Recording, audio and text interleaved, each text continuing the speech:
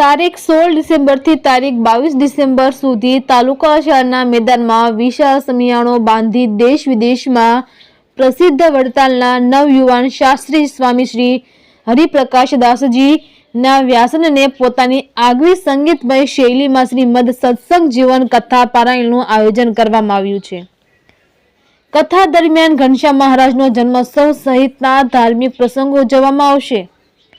આ પ્રસંગે સૌરાષ્ટ્ર ગુજરાતભરમાંથી ધામેધામથી સંતો પધારશે તેમજ રાજકીય સામાજિક સેવકીય ધાર્મિક આગેવાનો ઉદ્યોગપતિઓ વેપારીઓ અધિકારીઓ અને વડતાલ તથા જૂનાગઢ સહિતના મંદિરના ટ્રસ્ટીઓ અને દેશ વિદેશમાંથી સત્સંગીઓ પધારેલ।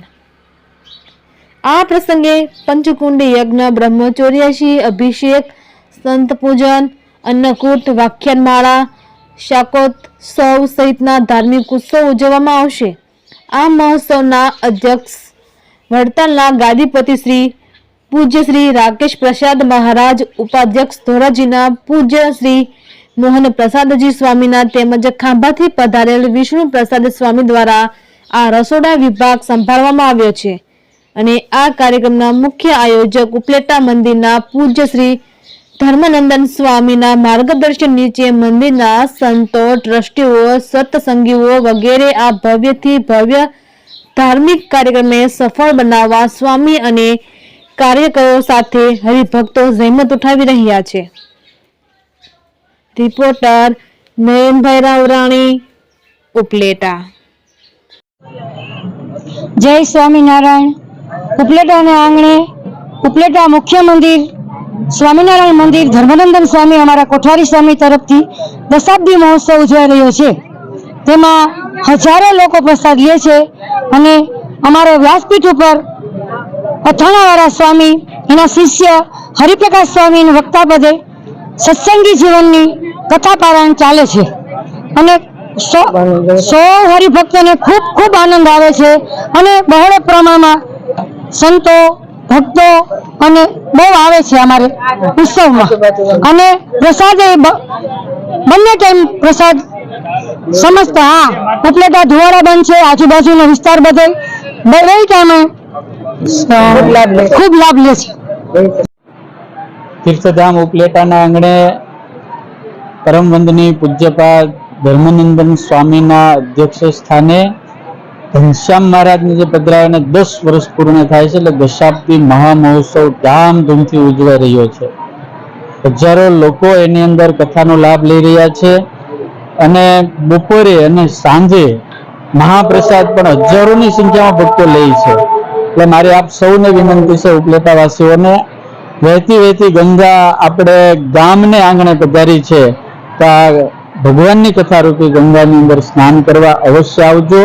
કારણ કે ભગવાનની કથા સાંભળીશું તો આપણામાં સંસ્કાર, આપણું જીવન બદલાશે, આપણા વ્યસનો છૂટશે, આપણી માથાકૂટો કેટલી બધી છૂટશે, આપણા કેટલા હજારો પ્રશ્નોનું સોલ્યુશન આ પરમાત્માની કથામાં જ મળશે। એટલે તમામ ભક્તોને મારી વિનંતી છે કે આ કથાની અંદર આવી આપણે આપણા આત્માનું પણ કલ્યાણ કરવાનું અને આપણા જીવનનું પણ સારું કરવાનું।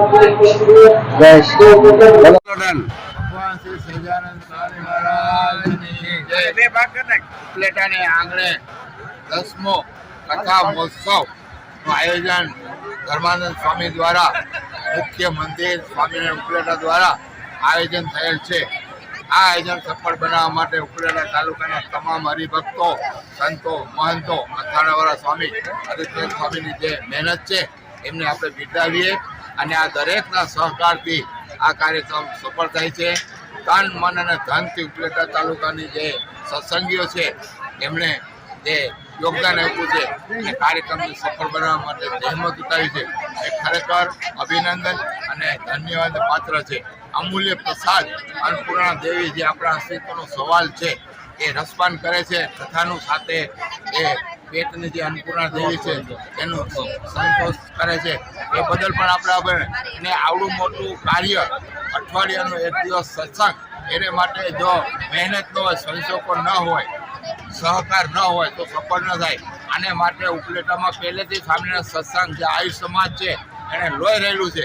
એમાં ખાસ કરીને સુવા પ્લોટ કે જેમના 3 પેઢીના સત્સંગ આવેલ છે, એ ઉપરાંત વિક્રમ ચોક છે, ચકલી ચોરા ગ્રુપ છે, દ્વારકાધી સોસાયટી છે, નાગનાથ ચોક છે, આ બધા મિત્રો અને અમે ખાસ કરીને જીરાપાની બહેનો એમાં આપણે સરખામણી કરીએ તો બહેનોની જે વ્યવસ્થા એ ધન્યવાદ આપીએ કે જીરાપુરા કોટ છે, વિક્રમ ચોક છે, ચકલીચોરા એ બહેનોએ સખત મહેનત કરી અને કાર્યક્રમને સફળ બનાવવા માટે આવડી મોટી વ્યવસ્થા ઉઠાવી છે એ બદલ આભાર માનીશ. અને બીજા નંબરમાં ખાલી માત્ર કથા નથી પણ આની સાથે સત્સંગ ભગવાન શ્રી સ્વામિનારાયણ ભગવાને જે શિક્ષાપતિનું જ્ઞાન આપ્યું છે કે બાળકોને નિર્વ્યસની બનાવીએ, તંદુરસ્ત બનાવીએ. એટલે આપણી પેઢી છે એ સત્સંગને જાળવી રાખે અને આ દેશ છે એનું ગૌરવ